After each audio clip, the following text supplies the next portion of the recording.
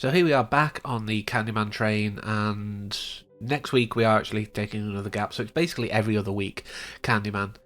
But this is Day of the Dead, the third entry from 1999, which was directed by Turi Meyer, who also directed some Buffy and Angel episodes, strangely enough.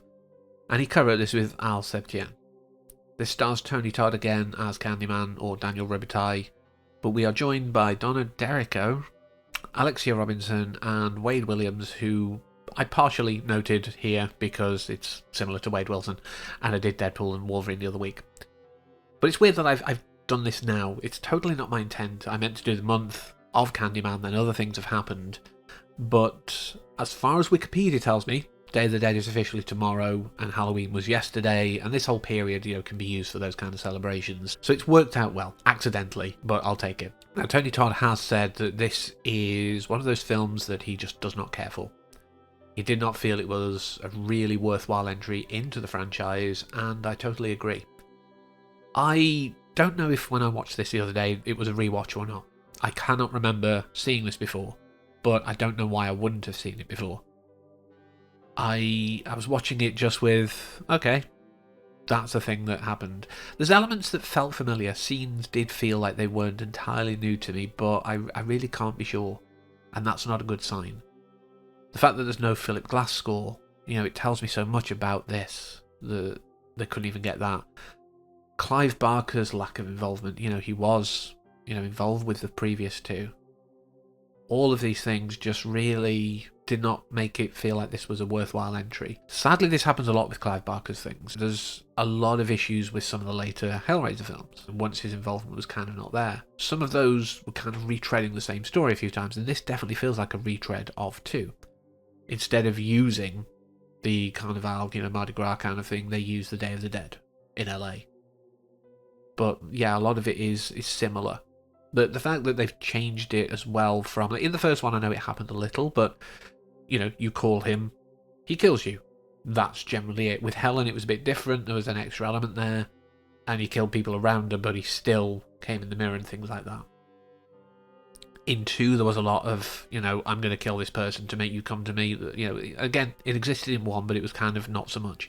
In 2, it was ramped up. In here, hardly anyone actually calls him. He's generally just killing people around the people. So the whole purpose of that backstory doesn't make sense anymore. Also, the fact that, the last one ended quite well. It was like, well, the mirror's broken now. That's where his power was. Whilst I didn't agree with it, it was a good way to cap it off. Now, that's not even factored in anymore. Yet, strangely, Donna Derrico here is kind of playing the child from the end of the previous one. But they changed so much. It's almost like it's an alternative future that could have happened. Because the situation with her mother, for a while I was like, is that actually our Annie from the previous one? It took me a while to go, it definitely is Annie Tarrant. But they have just done the character such a disservice. And they've also done Candyman such a disservice. It's absolutely atrocious what this does to the story. It's no surprise that it took so long to get another film afterwards. I always find that film is less good, trying to be nice with the language, but I always find that happens, or that coincides with me going, oh, this is a thing that happened in a scene, I want to look this up. I found out about the whole history of tequila and lime and salt rather than focusing on this film. And if you want to know, it's basically because people use bad quality, or in Spanish, cruda. I probably said that awfully because I don't do Spanish, but yeah, this terrible quality tequila, so you'd have the salt and lime to offset the flavour. If you actually have decent tequila, you don't do that because you're not savouring the flavour. But that's it. I looked at that more. And the fact that Abuela kind of reminded me of Mama Coco a little. I mean, obviously, Mama Coco's a lot more old and decrepit, but the general facial structure just kind of reminded me of... Again, I was not at all engaged in this film. I know I always like to end on a positive, but it's really hard to do that. However, I think what I will end on are 2 positives. Like I said earlier, I mentioned Wade Williams because it's so close to Wade Wilson, but I realised that this guy I've seen in a lot of stuff, and he plays these combative, sometimes arrogant, bad characters because he can do it so well. He has the persona for it. I'm sure he's lovely in real life, but he can bring that you know, awful attitude very well. There's so much stuff that I've seen in him, maybe not knowing his name, and that's another good reason to include him here. I do appreciate that he's a good actor for that kind of role.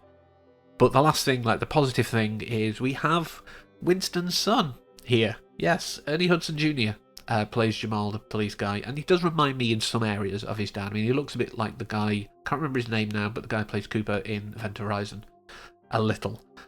But yeah, it's like, he is one of the highlights here. I think he does well, but again, he's not given... The problem is, a lot of people aren't given much to work with. The people who have a lot to work with are either Tony Todd, and they're Tony Todd, or they're people who can't act. There's a lot of overacting, there's a lot of mid-tier acting, and I said I was going to end on the high, didn't I?